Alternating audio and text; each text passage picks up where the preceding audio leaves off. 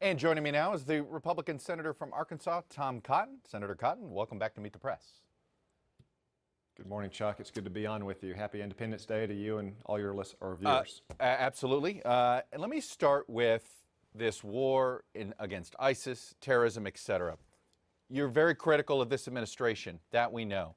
But let me put you in charge now. Be the person in charge. Starting now, what do you do? Let's start with Syria. What do you do in Syria now? Well, Chuck, I think the first thing we have to do is talk less and act more. The president often presents our problems with the Islamic State as a PR problem or a communications problem. When a politician says that, it's almost always a reality problem. We need to do more, and we need to do it faster. I'll give you some examples from the past. It seems like every time the Islamic State commits a terrorist atrocity, the president or his senior officials announced a new policy change. We weren't striking oil trucks, then we were. We didn't have special operations forces in Syria, now we do. We didn't have troops below the brigade level, we now have them down to the battalion level. At a minimum, we should take stock of all the policies that we might pursue after a terrorist attack, and we should pursue all of them right now before there's another attack. What would some of those look like? I think that we have to accelerate the pace of the airstrikes in both Iraq and Syria. We need to loosen the rules of engagement. If our commanders say they need more troops, we need to listen to them. We don't need to put artificial caps on the ground.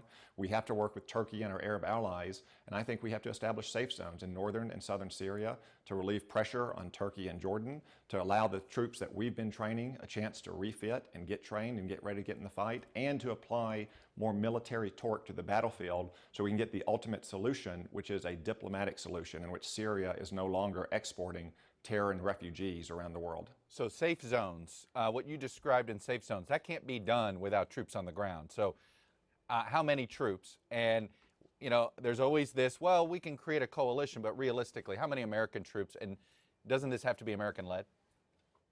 Well, Chuck, the number of troops is a question of military judgment, so we should listen to our commanders on that. It does not have to be American-led in terms of the number of troops, though. I visited with numerous senior leaders in the governments of Arab countries as well as Turkey. Jordan and Turkey on Syria's border, for instance, have very strong, modern, capable militaries. These leaders all say that they'd be more willing to commit troops into the fight in Syria against both the Islamic State and the Assad regime if they thought America was fully committed to what it was necessary to defeat the Islamic State in Iraq and Syria, and to ensure that the subsequent government in Syria after Assad is removed would not be a proxy regime for Iran or a Muslim Brotherhood-led regime. You know, you have said that one of the things that has to happen here is getting rid of Assad. You're not alone in this. A lot of people believe that the stability is never going to be found until Assad is gone. Do you think this can be done politically, or is the only way going to be a military solution with Assad? No, the ultimate solution has to be political and diplomatic. David Petraeus testified in front of the Armed Services Committee a few weeks ago to that effect. However, to achieve the diplomatic outcome that we want, we have to be willing to use all levers of national power to include military power. Right now, the axis of Russia, Iran, and the Assad regime is more willing to use force, therefore they dictate the terms of any diplomatic outcome. We need to be more willing to apply the limited application of force, not just American, but among our Arab and Turkish allies, if we want a diplomatic outcome that results in a Syria that is stable and no longer exporting terror and refugees throughout the world. I want to play a clip from a speech you gave in 2013 and ask you about it on the other side. Here it is. Are we fighting too many wars? And I would say no. We're fighting one war, and it's a war against radical Islamic jihad. Our national interests can be at stake in the smallest valleys in Afghanistan, where radical Islamic jihadists are plotting just a small cabal, a few dozen, a few hundred $100,000.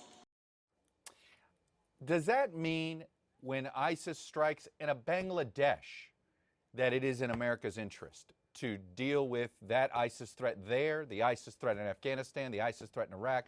You see my point here. Where does it stop? Where does it end? Well, we have to defeat the Islamic State, Chuck.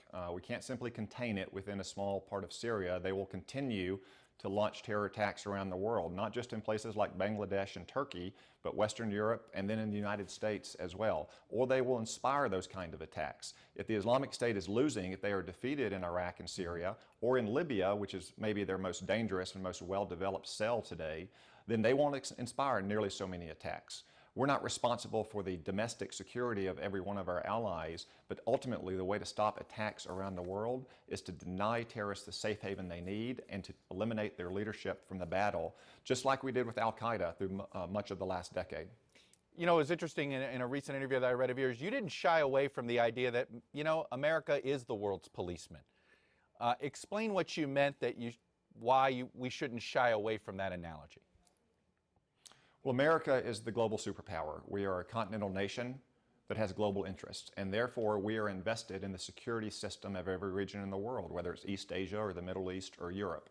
And as I travel around the world, whether it's from the Korean Peninsula to the Arabian Peninsula, from Scandinavia to the Malay Peninsula, other countries are crying out for more American leadership. They need the United States to lead, to preserve the peace, and to help build global stability and order. We don't do that because it's a charity. We don't do it because it makes us feel good.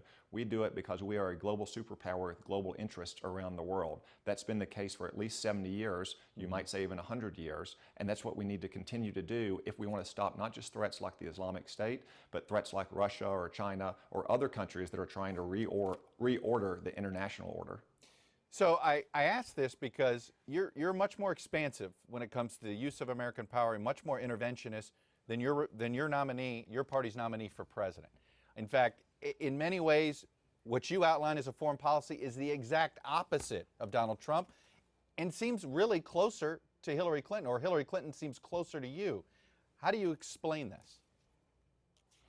Well, I can assure you that I'm not very close to Hillary Clinton. I think she's disqualified herself from Commander-in-Chief by her cavalier attitude towards our nation's secrecy laws, and she has been responsible for many of the worst decisions of the Obama administration. She was literally present when we pressed the reset button with Russia, just a few months after Russia had invaded Georgia. In 2011, when our commander said they needed more troops in Iraq, and when every Iraqi leader wanted a new agreement to keep those troops there, she couldn't achieve that, even though she was Secretary of State. And she was the strongest advocate inside the Obama administration for the Libyan misadventure, which has now led to the strongest ISIS cell around the world. So I am far from a supporter of Hillary Clinton, nor do our worldviews match up very well. Okay, but you just gave, fine, you gave the case against Clinton. What's the case for Trump? You just did a whole speech, by the way, earlier this weekend. You didn't even mention his name. You laid out a strong case against her, but you did not make a case for him. Make the case for him. Well, Chuck, the case against Hillary Clinton's judgment in foreign policy is very strong, and to say nothing of her support for Obamacare or immigration or the fact that she would appoint but what's the case for Donald Trump? Justice to the Supreme Court. I understand the case against Hillary Clinton. What's the case for Donald Trump? Well, Donald Trump can ultimately make the case for himself, but Donald Trump, like most Americans, like most Republicans, believe in protecting America's core national interests. He believes, as do I, as do most Americans, that we aren't yet doing enough to take the fight to the Islamic State, that the intervention in Libya was ill-considered and slapdash at the time, and we're living with the consequences of it now, that we have to get tougher when it comes to our intelligence and law enforcement practices to stop Islamic terrorism. On those matters, our party is largely united, and I say that we have the vast majority of Americans with us. You don't come across as an enthusiastic Trump supporter. Is that fair? Maybe I don't just demonstrate enthusiasm in much in life, Chuck, especially in such dangerous times as these. No, I understand that, but it does seem as if you, I mean, this is somebody who is not, he is not running on a foreign policy that is anywhere close to what you would like to see. How do you square that into your support for him? Well, Chuck, I'm a senator, and as a senator, I play an important role in crafting foreign policy. And it's important to remember that whatever the presidential candidates of either party say, they will have to interact with the United States Congress, particularly the Senate, when it comes to crafting policy. There's been some talk in this campaign, for instance, about our troop presence in Japan and South Korea. That's not unprecedented. Jimmy Carter proposed, when he was president, withdrawing all of our troops from South Korea. He was stopped by the United States Congress. We play an important role, and I'm going to continue to play that role, whoever is president. So you believe if Donald Trump, so that Korea example is interesting because obviously you know that Donald Trump's talked about, you know what, maybe we shouldn't, you know, if Japan and Korea want to pay for our security, that's fine, but maybe they should go ahead and pursue their own nuclear weapons. What do you make of a proposal like that? Again, it's an example of where Congress would play a role in helping chart a path for U.S. foreign policy. I don't believe that we should withdraw troops from South Korea or Japan. I certainly don't believe that we should encourage any country to seek nuclear weapons. I've been in South Korea, where South Korea is bearing the vast burden of a relocation of U.S. troops away from Seoul, further away from the DMZ and North Korea. As I said, though, it's an example using Jimmy Carter and his attempt to remove troops from South Korea. There's another example, the Taiwan Relations Act. Taiwan today continues to be a vibrant democracy in large part because Congress passed the Taiwan Relations Act in 1979. That's a role that I've tried to play in my 18 months in the Senate, and that I'll continue to play for the next 4.5 years, regardless who the president is. A couple of quick headlines from the weekend that I'd like to get your reaction on. First, the decision by the Pentagon to lift the ban on transgender service members. What do you make of that? What was your reaction? Well, I respect the service of all Americans, and I honor their service. It's a very small and elite group of Americans who can even make it into our military, and I want to reward and thank them all for their service. I think the most important thing we can do for any troop of whatever stripe, whatever uniform, is to ensure that they have the adequate funding levels that they need, so we're not sending them into battle ill-prepared, or that their equipment is not old and outdated and that has the parts they need. We simply haven't been doing that for the last 7.5 years. So I want to make sure that we do that going forward. And you have no issue with the Secretary's decision? The Secretary has made his decision. The service chiefs and the combatant commanders, as they always do when the civilian command in this authority, will execute that, and our troops will follow it. Right, but would you have done it? Would you have lifted the ban? I might have not considered it doing it at a time of war, but it's done now. The Secretary of Defense has given the directive, and our service chiefs and the commanders and the troops will follow that. And yesterday, we know the President had an executive order that essentially is now calling for annual disclosure of how many civilians are killed during unmanned drone strikes. What do you make of that decision? Chuck, I don't want to comment on programs that we may or may not be pursuing. I will say this, though, about the United States government, whether it's our military or our intelligence or law enforcement agencies.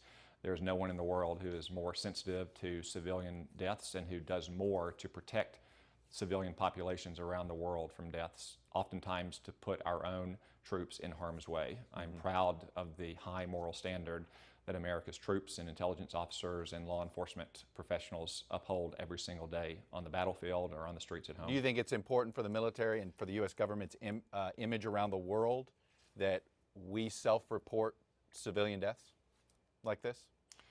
Well, I think it's important that we try to avoid civilian deaths to the greatest degree possible. Sometimes it is an unavoidable incident of warfare, but the United States military, our intelligence agencies, our law enforcement agencies do everything they can to minimize that, because they know that a single civilian death can have strategic consequences, as we've seen on occasion over the last 15 years. And I can assure you, and I can assure every American watching, without going into details of what may or may not be occurring in a classified program, that our military, our intelligence, and our law enforcement agencies uphold the highest moral standards whenever they are fighting to keep us safe. And finally, Hillary Clinton testified for about 3.5 hours, or was subject to an interview by the FBI for about 3.5 hours today. Given what happened with the tarmac incident with former President Clinton, the Attorney General, her deciding not to fully recuse herself, but saying she'll accept whatever recommendation the prosecutors and the FBI makes. Do you have confidence now in the outcome, whatever it is regarding this investigation? Do you have confidence that whatever decision is made was the right one, no matter what? Chuck, I have always had confidence in our frontline FBI personnel as well as the FBI leadership. I think the events of the last week, though, do call into question Attorney General Lynch's judgment in taking a private meeting with Bill Clinton, who is not only the spouse of a target of an FBI investigation, but may himself be at the target of an FBI investigation into the activities of the Clinton Foundation. I think it was very unwise of her to take the meeting, very unwise of him to seek the meeting.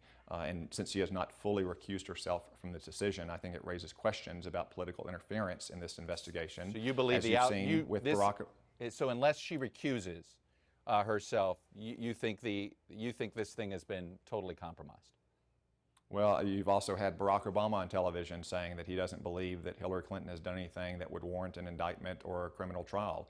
I don't know how he would know that, but I certainly know that that could potentially have a chilling effect on the investigation. I think at this point, given the events of the last week, it is prudent for Attorney General Lynch to step aside and to allow the next person in the chain of command to exercise the final authority on reviewing any FBI recommendation.